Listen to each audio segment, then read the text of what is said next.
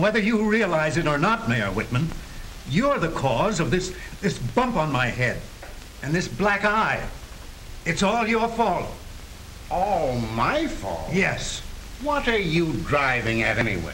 Well, I'd never got them if it hadn't been for that article of yours in the paper. Oh, yes. Yes. Good idea, if I do say so myself. Well, it wasn't for me. I tried it. When I accidentally blocked the way by stopping on the crosswalk, I didn't expect people to walk around. I got back where I belonged. I was considerate of pedestrians. I actually drove around puddles to avoid splashing them. But I was also considerate by fellow motorists. When some fellow was trying to get across the line of traffic, I let him through. Courtesy was only a matter of a few seconds. I had time for it. I swung out of line so the car parallel to me wouldn't have to stop for a double-parked car. When a driver nosed out ahead of the line at a stoplight, I didn't take the chance to smash him into the oncoming cars. I even treated the deliberately reckless driver courteously. And when some driver's motor had gone dead on him, and everybody was honking loudly, impatiently, I sat quietly and waited. I knew it would do no good to blow my horn. Well, that's fine. Real, genuine courtesy behind the wheel. Well, it seems to me that article of mine did a lot of good for you. But for the life of me, I can't figure out how you got a black eye out of it. You haven't heard the whole story. In my automobile, I was a model of courtesy and politeness. That's true enough. But I guess the strain was too great for me.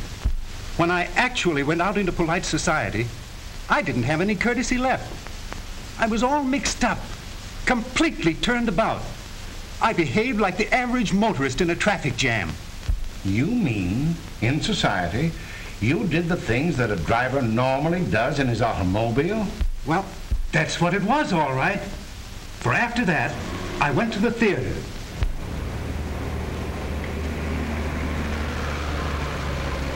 Something happened to me the moment I set foot out of my car. It was just as though I swelled up inside with my own importance. Waiting in line, I was as restless as a driver held up by a traffic light. I treated a dear old lady as if she were a car trying to cut through the traffic. I was a regular bore. When someone bumped into me, I'm very sorry. why don't you watch where you're going? I gave him a piece of my mind. When we were held up in the theater aisle because a lady had dropped her purse, I pushed through the crowd and protested loudly. Come on, what's the holdup? Get going down there.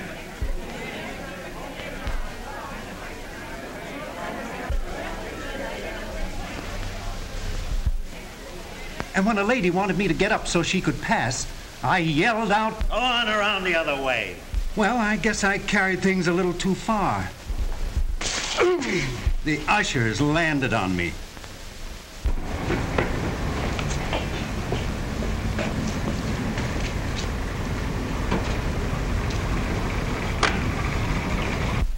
But in my car again, I was courtesy itself. Oh, sorry, boy. I almost forgot your tip. Good evening, gentlemen. I was careful to give signals before I made turns. Even though other drivers threw their bright lights in my face, I turned on my passing lights. When someone in back of me failed to put on his brakes soon enough. Oh, that's quite all right. No harm done. Well, Mayor Whitman, that's my story. That's how I got the bump on my head and the black eye.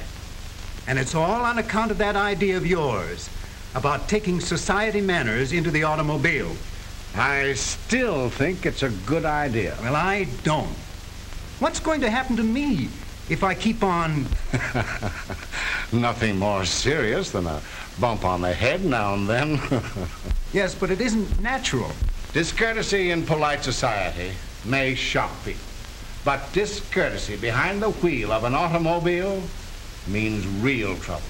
When all motorists learn to take their company manners with them into their automobiles, driving will be much more enjoyable and a lot safer.